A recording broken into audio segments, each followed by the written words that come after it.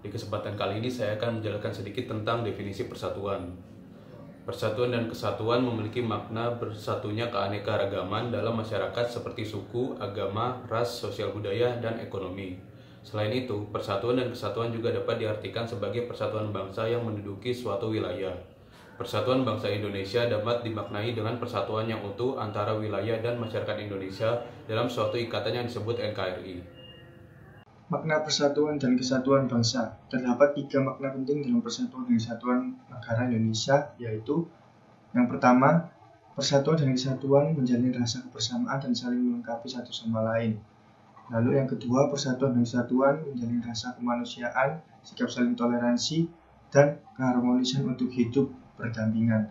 Lalu yang ketiga, persatuan dan kesatuan menjalin rasa persahabatan, kekeluargaan, tolong-menolong antar sesama, dan mengembangkan sikap nasionalisme. Jadi, setiap generasi itu mengartikan bahwa manusia adalah makhluk yang unik, beragam sifat dan kebiasaan yang biasa kita jumpai dalam kehidupan sehari-hari seperti generasi milenial yang pastinya sudah begitu akrab di telinga kita setiap hari. Bukan karena gaya hidup mereka yang lekat dengan modernitas, tetapi hal tersebut itu sebenarnya lebih menggambarkan pengelompokan manusia berdasarkan tahun kelahiran. Jadi seperti dilansir para ahli, tiap generasi memiliki karakteristik atau karakternya tersendiri karena dipengaruhi oleh lingkungan yang sedang mereka hadapi pada saat itu dan juga faktor-faktor eksternal lainnya gitu. Dan tak dapat terelakkan setiap generasi akhirnya memiliki perbedaan tabiat yang turut menghadirkan pola adaptasi dan pendekatan-pendekatan yang sangat jauh berbeda seperti itu. Dan generasi-generasi itu contohnya seperti generasi Z di mana kelahirannya itu tenggat tahun 1997 sampai 2012.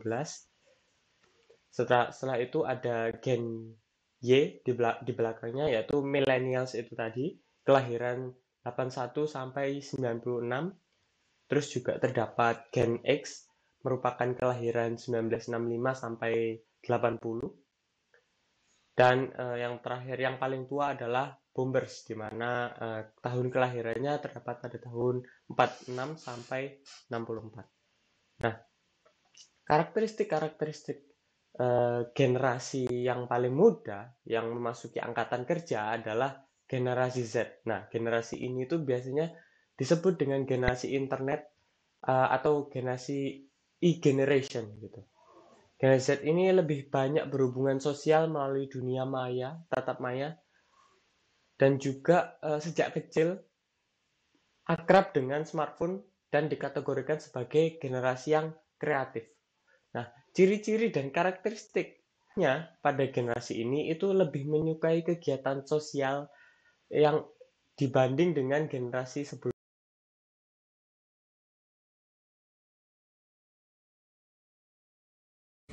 Cara menjaga keutuhan NKRI. 1. Mengamalkan nilai-nilai yang terkandung dalam Pancasila dan menerapkannya dalam kehidupan sehari-hari. 2. Mengobarkan semangat Bhinneka Tunggal Ika sebagai landasan persatuan bangsa. 3. Menjalankan kehidupan berbangsa dan bernegara sesuai dengan landasan konstitusional UUD 1945. 4. Melaksanakan usaha pertahanan negara. 5. Saling menghormati dan menghargai satu sama lain. 6. Harus memiliki sikap adil terhadap sesama. 7. Menumbuhkan rasa cinta pada tanah air.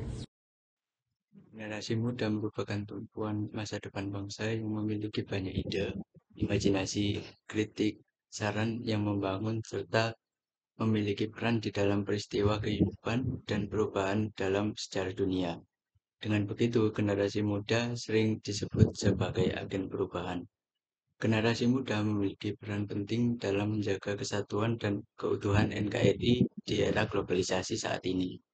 Era globalisasi menciptakan banyak perubahan dari segala aspek muda, dari teknologi, sosial, budaya, ekonomi, dan lain sebagainya. Globalisasi yang terjadi saat ini dapat menciptakan ancaman yang berupa memudahnya nasionalisme. Dalam kemajuan bangsa Indonesia, perlu adanya peningkatan peran generasi muda dalam menjaga memikirkan solusi untuk permasalahan ini. Peran generasi muda dalam memperbaiki pemerintahan menjadi tugas utama bagi para generasi muda untuk dapat menciptakan pemerintahan yang berdaulat, sebagaimana yang ada dalam pembukaan Undang-Undang Dasar tahun 1945. Manusia merupakan makhluk sosial yang membutuhkan komunikasi sebagai bentuk interaksi sosial. Komunikasi dapat dilakukan melalui teknologi yang semakin hari semakin berkembang.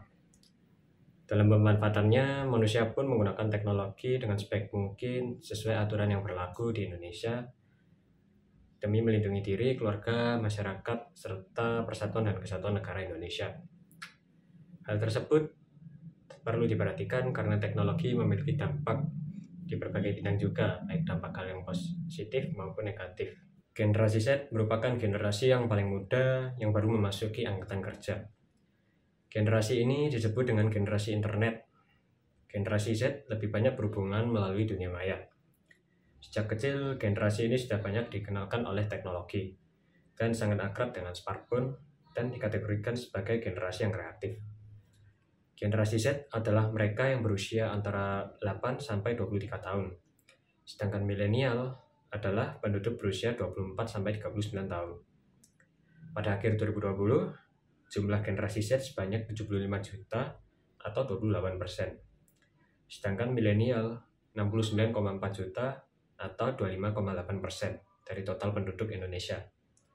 Kedua generasi ini menjadi penentu masa depan bangsa. Generasi Z dan milenial yang masih duduk di bangku sekolah perlu diberikan pendidikan karakter bangsa dan budi pekerti.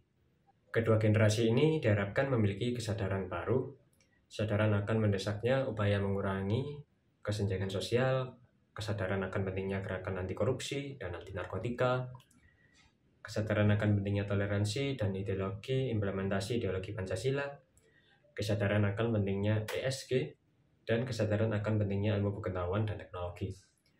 Kedua generasi itu jangan kalah dari generasi Z dan milenial abad lalu yang mampu mengikrarkan dan menggabungkan Sumpah Pemuda.